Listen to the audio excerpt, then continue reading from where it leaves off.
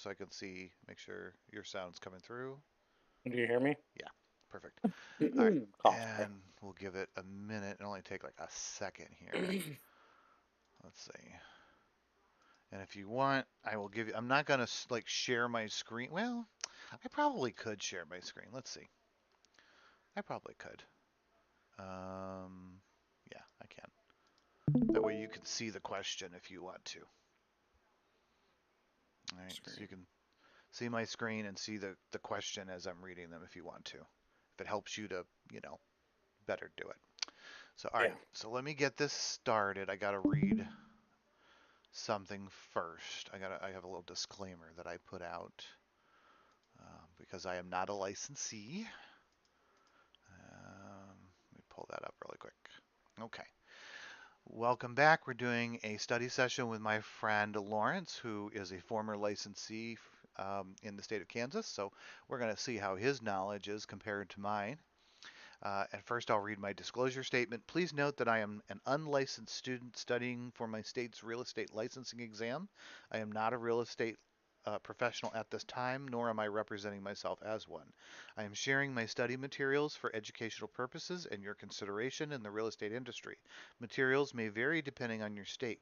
The federal portion of this course relates to all states. This content can be used as a study aid but cannot be used as a supplement to your state's educational requirements or for licensure. You must take an accredited course. Please see your state's licensing agency for additional information and a list of applicable courses. If you enjoy this content, please follow, subscribe, like, comment, share, etc. And if you'd like more information on the CE shop and education, you can find a link to in the comments of this video. All right, got that out of the way. Just got to make Yeah. sure I hear myself. Okay, that's done. All right, we'll go into the first question. All right, question. Marcia's title insurance policy was issued on closing day, which was June 18th. The policy lists standard exclusions as well as requirements for the company to issue the policy, such as paying off existing recorded liens. Which of these will not be addressed in the schedule of exceptions? A. Smith and Martin Building and Rehab files Smith and Martin Building and Rehab files a mechanics lien on June 18th. Okay, so a mechanics lien gets filed against her on June 18th. Yeah. B. Karen has an unrecorded lease on the property. C. Marcia's second mortgage on the property, which was properly recorded in January. Or D. The local cable company's unrecorded easement through the property for underground wiring. Marcia disclosed this to the title company. The BD. Let's see. No. Marcia's isn't it title cable policy was vision? issued on closing day, which was June 18th. The policy lists standard Same. exclusions as well as requirements for the company to issue the policy, such as paying off existing recorded liens, which will not be addressed. Smith Mm-hmm. and Martin Building and Rehab files a mechanics lien on June 18th. That's probably it because it was filed on the same day as closing. Karen has Closing an must be. unrecorded lease on the property. That could be it right there. Well, why why A threw me off. Why I went to D was because you said A was on June 18th, but if you see there it says the policy was issued on the closing day. That says the whole rehab filing doesn't say what time of the day it did it. Right. Yeah, some of these questions are not well worded. I will tell you that. No, I they're think not. it's got to be A or B. Let's see what. I would say B. Nope, it's not B. What is it? It's probably A. It's got to be A. Yeah. No, it's not. It's C. Companies Marcia's what? second mortgage on the Recorded. property, which was properly recorded in January. So properly recorded, does that mean that it's been settled and paid off? I don't know. You're right because that doesn't Here, let's look that at the there. text here. It says title policies provide a blanket exclusion, meaning exceptions to coverage, for items not recorded in the public records. items recorded after the policy's issuance and disclosed and undisclosed easements and rights of way. Smith and Martin filed their mechanics lien on the same day as the policy was issued, so the title search wouldn't have found it. Thus, we know that option A will be excluded from the. Wait a minute, maybe we're not reading this right. Which of these Yeah. will not be addressed in the schedule of exceptions? Oh, exceptions. So the schedule of Hmm. exceptions. Okay, let's keep reading. Smith, okay. Thus, we know that option A will be excluded from the policy, so schedule exceptions will be excluded from the policy by a blanket statement that excludes liens filed after the policy is issued.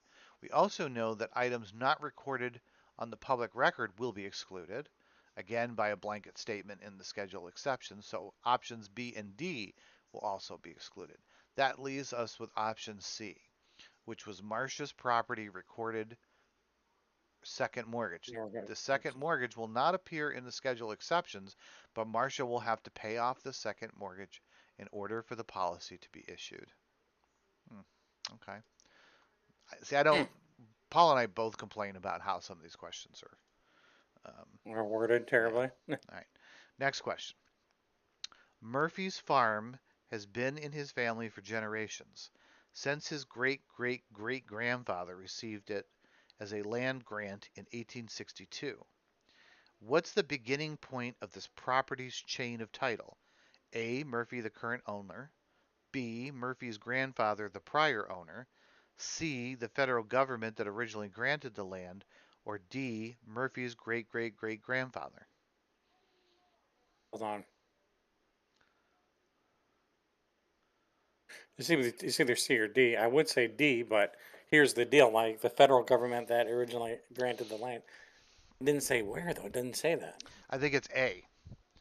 It says where's the beginning? When you start the title search, you start at the person and then you go backwards, right? This is Says Murphy's what's the Farm beginning Household. point to this property's chain of title? The beginning point is the current person that owns it, right? Yeah, it would be And one who owns it. Yeah. and then you would go backwards. I think it's A. I could be wrong. Let's see. Yes. Chain of Yeah, you title go. always begins with the current owner and goes back in time. So the chain of title on Murphy's farm begins with Murphy. Okay. Look at that. There you go. All right. Joshua just got a copy of the preliminary report from his title company and is surprised to see that there's a mechanics lien against his property. What is the first step he should take to clear this lien? A. Ask the company that filed the mechanics lien to execute a quitclaim deed. B. File a suit to quit title, to quiet title. Excuse me. B. File a suit to quiet title. C. Pay the bill that's resulted in the mechanics lien. Or D. Sue Oh, the. give me 1 second, Michael. Or keep going. I got a phone call. Hold on. I'll start over. Joshua just got a copy of the preliminary report from his title company and is surprised to see that there's a mechanics lien against his property. What is the first step he should take to clear this lien? A. Ask the company that filed the mechanics lien to execute a quick claim deed. B. File a suit to quiet title. C. Pay the bill that resulted in the mechanics lien. Or D. Sue the company that filed the mechanics lien for failing to notify him. I would believe it'd be pay the bill that resulted in the mechanics lien. Yes.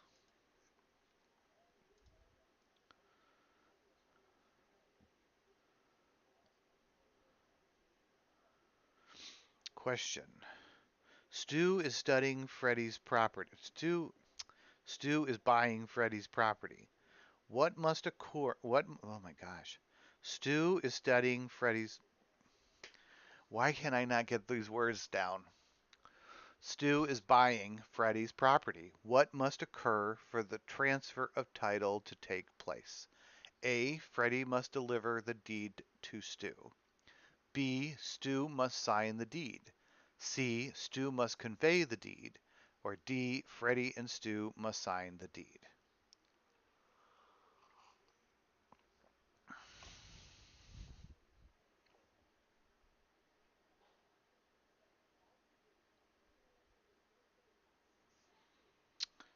Stu is buying Freddie's property. Freddie must deliver this deed to Stu. Stu must sign the deed. Stu must convey the deed. Freddie and Stu must sign the deed. Oh, I think Freddie just has to deliver it. Yes. Property is conveyed when the grantor delivers a property executed deed to the grantee. Freddie must sign the deed and deliver it to Stu. All right, next. Which of these guarantees is offered by a general warranty deed, but not a special warranty deed? A. The seller owns the property title. B. The seller is legally allowed to sell the property. C. The property is free of debt or other claims taken on during the grantor's period of ownership. D. The seller will defend against all claims against the property's title. Which of these guarantees is offered by a general but not a special? I'm going to say that one. Yes, the seller will defend against all claims against the property's title.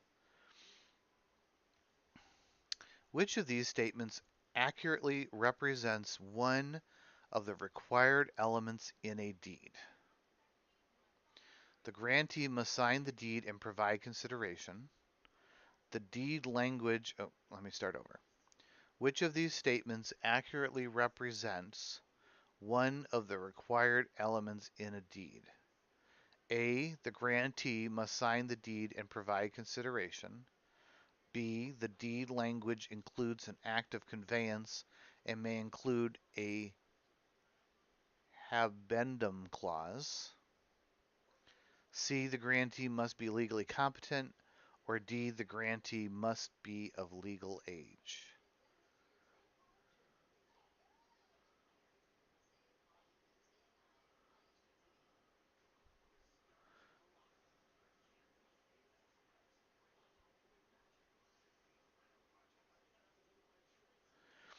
I believe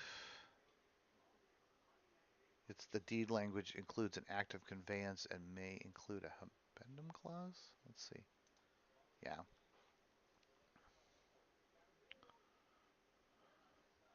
The grantor is the seller, the grantee is the buyer. The grantor must sign the deed, be of legal capacity, and be positively identified.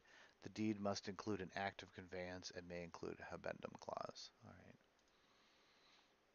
Which option is true if a deed is not recorded after closing?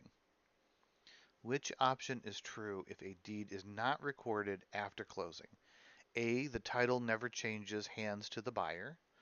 B. The legal ownership of the property can be challenged. C. The entire closing is void. Or D. The buyer must pay a fine to the seller. I believe it's B. The legal ownership of the property can be challenged. Yes. All right. Going to the next one. Tax aspects of the. Okay. A closing agent has several duties to perform before the closing, as well as several other. A closing agent has several duties to perform before the closing, as well. A closing agent has several duties to perform before the closing, as well as several after. Which of the following is a task the closing agent must complete after the closing? A. Perform a title search. B. Arrange payoff of the existing loan. C. Prepare a closing statement. Or D. Obtain title insurance. Closing agent. Arrange payoff of the existing loan. Yes. Danette hasn't paid her property's water bill for the first quarter, which was due on April 1st. She's closing with her property's buyer, Jason, on April 1st. What type of expense is this and how will it appear on the settlement statement? A. This is a prepaid expense and will appear as a buyer debit and a seller credit. B. This is an accrued expense and will appear as a buyer debit and a seller credit. C. This is a prepaid expense and will appear as a seller debit and a buyer credit. D, this is an accrued expense and will appear as a seller debit and a buyer credit. I believe the answer is D. This is an accrued expense and will appear as a seller debit and a buyer credit. Yes. All right. Jennings has Jennings has received a closing disclosure from his lender. What's the purpose of this form? A, to estimate closing costs. B, to estimate the seller's net proceeds. D, to detail the costs Jennings will owe at closing. Or D, to disclose the distribution of commissions that will occur at closing. I'll read this again. Jennings has received a closing disclosure from his lender. What's the purpose of this form? A, to estimate closing costs. B, to estimate the seller's net proceeds. C, to detail the cost Jennings will owe at closing. Or D, to disclose the distribution of commissions that will occur at closing. Let's say estimate closing costs. No. So to detail the cost Jennings will owe at closing, to estimate the seller's net proceeds, closing disclose to detail the cost Jennings will owe or owe at closing, to disclose the distribution of commitments that will occur. I'm going to say, I probably get this wrong too. Yeah, okay. The closing disclosure is provided at least 3 days before closing and details the buyer's closing costs as well as other loan terms, such as the projected monthly payments. All right. What information would the loan estimate not provide to buyers under the TRID required disclosure law? A, estimated closing costs. B, final closing costs. C, loan fees. Or D, projected payment schedule. B, final closing costs. Lenders provide the loan estimate within 3 days of the borrower's application. The loan estimate includes an estimate of the borrower's mortgage-related costs. Margot's accountant tells her that she's eligible to deduct the property taxes she paid on her residence. Select the statement about this deduction that's true. A, Margot has to be an investor to be eligible to deduct property taxes. B, Margot can only deduct the property taxes charged back to her at closing. C, Margot is in the ownership stage of the property ownership life cycle. Or D, Margot is in the reversion stage of the property ownership life cycle.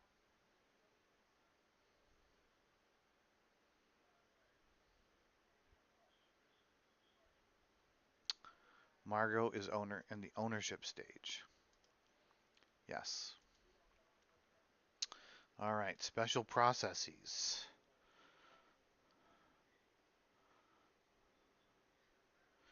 What special what special concern do foreclosed properties own? Oh, what special concern do foreclosed properties often present? A, the homeowners may or may not have property insurance. B, the property sale may be subject to additional fees that will be passed to the new buyer. C, there may be tax implications due to buying the property at a discount. D, there could be hidden title issues. I'm going to say hidden title issues. Yes. How might the lengthy purchase process for a short sale or foreclosure impact a buyer's financing? A, lenders won't lock in an interest rate because of the distressed nature of the sale. B, an existing interest rate lock may expire before the transaction is ready to close. C, the lender may be willing to finance a short sale or foreclosure. D, the purchase price may increase over time. It's going to be B, an existing interest rate lock may expire before the transaction is ready to close? All right, transfer of title warranties.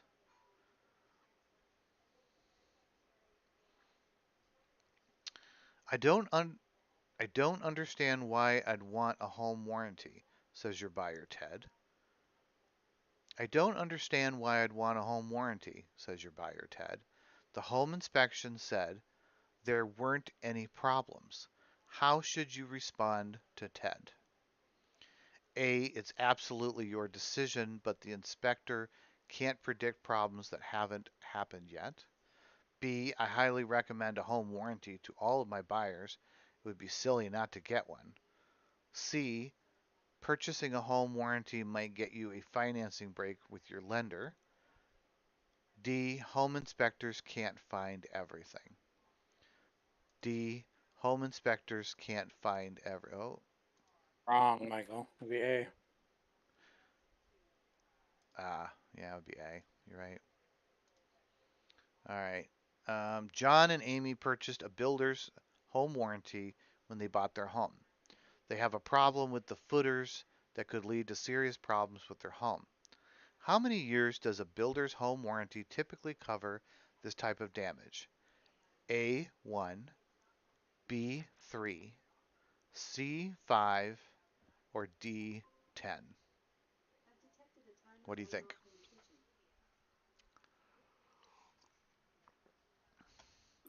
You have a guess?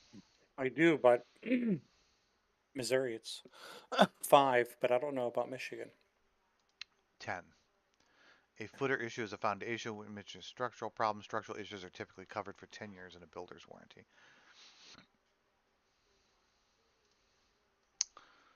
These should be all, these are federal questions, so I'm not Are even they in the federal? state portion. Yeah.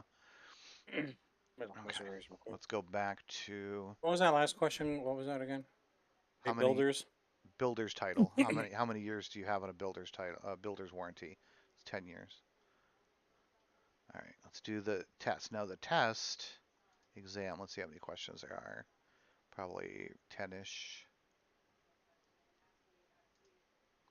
10. Now this one won't give the answers right away. We got to wait till the end. All right. As each individual state warranty is crafted to meet the state's meet the state's status regarding builder structures warranties. Missouri, this secures between 5 and 10 years, but requirements of other type of coverages are different than in traditional plans. Let's see, that says CR Missouri's CWS program included. And then there's a link that says for current is 10 years. Yep. Let me show. I'll show you. Is there a way for me to go back? Yeah, let me go back here. There are, it says, and then there's some links that saying there's 1 to 10 year building warranties. Oh no, I didn't get rid of that. Shit, I fucked up this whole thing. I fucked up all of everything I've done because I've left that starting soon at the very top. God damn it. Now everything I've done is ruined. Oh well. Um, but here, let me go to course home and I'll show Yeah, they were some of them kind of crafty. you. So here's national portion, and the one we've Mhm. been doing right here is under transfer title, and they have Michigan portion down here. So these That's would it. be questions that are very specific to Michigan. So this is the one we were just doing. All right. All right. Oh, we're gonna do the test. There we go. Let's do this test. I'm going to fail it. I got 90% last time. Hopefully I get. All right. Tracy is looking in the MLS and sees a listed marked REO. A listing. Let me start over. I want this to be clean. Tracy is looking in the MLS and sees a listing marked REO. Which of these statements regarding REOs is correct? An REO property is one that the lender is trying to help the owner sell before beginning foreclosure proceedings. Banks acquire REOs through failed foreclosure sales or deed in lieu of foreclosure actions. REOs are properties that the lender has given permission to sell for less than the loan amount. REOs refer to investment properties a bank owns. I'm pretty sure it's Hold on. REOs refer to investment Hold on. properties a bank owns. No, hold on a second. Tracy's looking. Okay, what was the first one again? It's either B or D here. Banks acquire REOs through failed foreclosure sales or deed in lieu of foreclosure actions.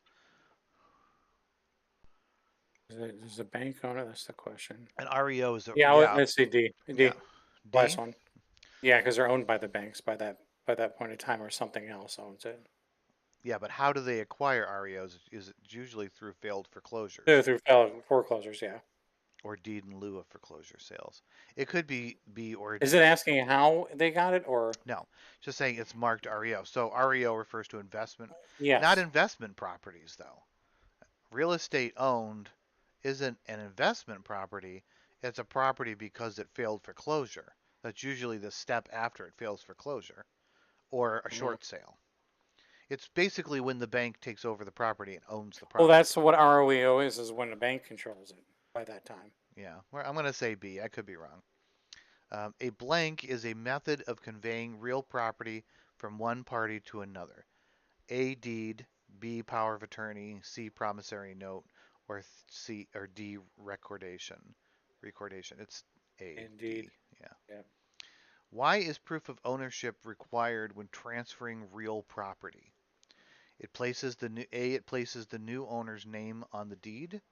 B. It provides evidence that the title is marketable. C. It provides proof that property taxes have been paid for the property. Or D, it verifies the property address. Why is proof of ownership Why? required? Why is proof of it? Why is it? Why is it Transferring real required? it provides evidence that the title is marketable. It places the new owner's name. I think Is the it's ownership? I think it's. Which one do you think it is? I think it's B. It Yeah, that's what provides I'm thinking evidence that too. the title is marketable. Okay. Seller Jameson is closing on his property with buyer Conrad. Conrad paid the current year's property taxes already. So Jameson paid. You can't talk while I'm reading the question the first time. Because remember, that's the portion I'm going to use for my little videos. Seller Jameson is closing on his property with buyer Conrad. Jameson paid the Oh god, now I'm gonna fuck it up. Seller Seller Jameson is closing on his property with buyer Conrad. Jameson paid the current year's property taxes already. Is this a prepaid or accrued expense, and how will it be presented on the settlement statement? A. The taxes are an accrued expense and will appear as a buyer credit and a seller debit. B. The taxes are an accrued expense and will appear as a buyer debit and a seller credit. C. The taxes are a prepaid expense and will appear as a buyer credit and a seller debit. D. The taxes are a prepaid expense and will appear as a buyer debit and a seller credit. All right. So Okay, so here's the deal. he's already paid it up for the entire year. Paid the year. It is going to be a prepaid, so we know it's prepaid and not accrued because Yeah. it's been prepaid. So it's going to be a buyer credit and a seller debit. So Hold on. prepaid, buyer credit, seller debit. That's what I No, believe wait, it's wait, going to hold be. on, hold on, hold on, hold on, hold on, hold Okay. on. You look at it. I'm going to Let's- get some coffee. Sandwich? Yeah. Yeah, yeah, yeah. That sounds really good, actually. So if I'm buying this from you, right? So say you own the house, right? I'm buying it. Okay. Yeah. Yeah. You've Sounds good. already paid the taxes for the year, right? Yeah. But but the year's not up. You're Here's not up. buying it from me, and let's say it's June 1st. So, you know, but I paid the taxes for the whole year. So You paid the I tax for get the a whole year. I get a credit of 7 months taxes, and you get a debit of the seven months for the taxes for the 7 months that you're going to own the home, right? And I get the credit for the 7 months I'm Yeah. not going to own the home. So it'd be Yep. a seller credit and a buyer debit, right? Yeah. Okay, and then they ask, is it accrued or prepaid? Well, if it's already paid, it's prepaid. Accrued would be my water Like bill you is buy due. it and then you owe it. Yeah. Yeah, my water bill's due today, and I haven't paid it. That would be an accrued expense, or Well, you have it highlighted that the taxes are prepaid expense. That's right.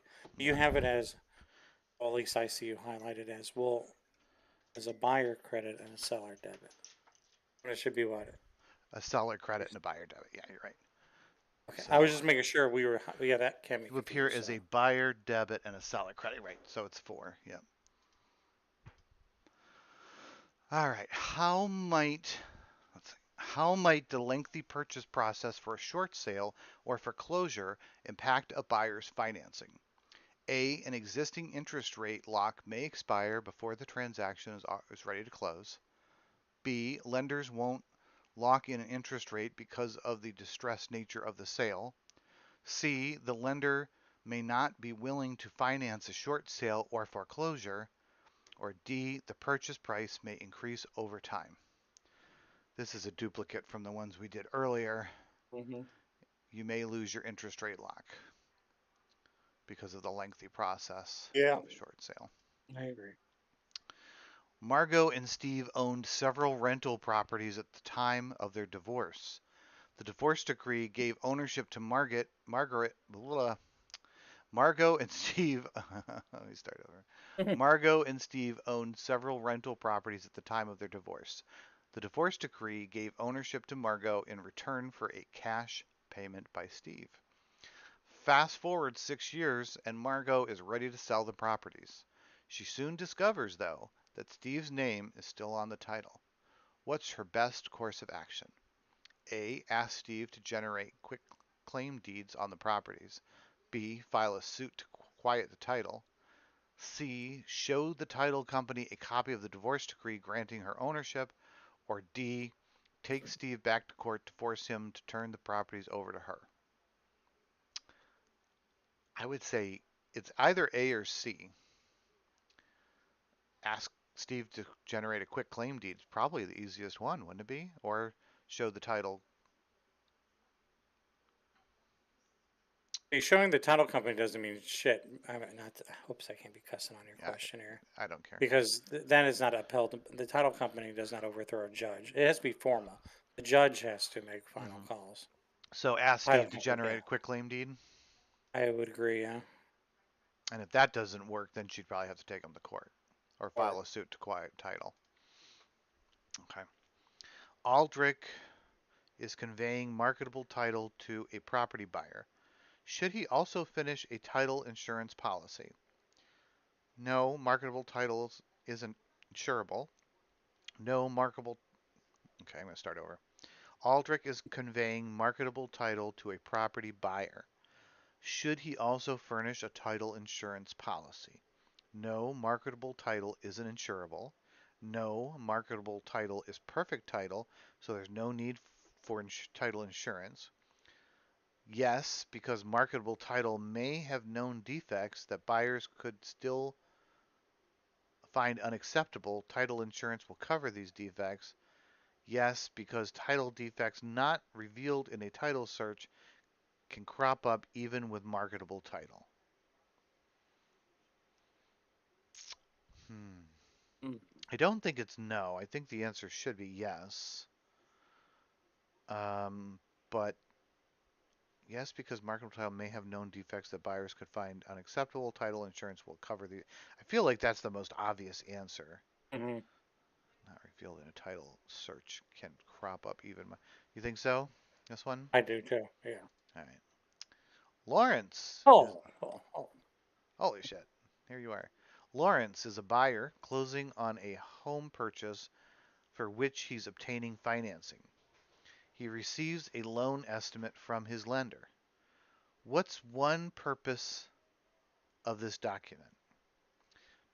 A, to detail the amount Lawrence needs to bring to closing. B, to disclose the interest rates available on this lender's various loan programs. C, to disclose the lender's source of loan funds. D, to provide the estimated closing costs for Lawrence's loan. First one.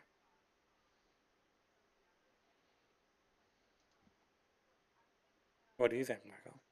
Loan estimate to detail the amount Lawrence needs to bring to closing or to provide the estimated closing costs. Um, Loan estimate, and then the closing disclosure. I would say the estimated closing costs because the loan estimate is what you get 3 days after you file for a loan, and the closing Yeah, disclosure is what you get 3 days before. So I think that would be a closing disclosure. I think this is a loan estimate. all right, do that. Roy purchased a new home and soon discovered an issue with one of the windows. He filed a claim with the warranty provider, but it was denied.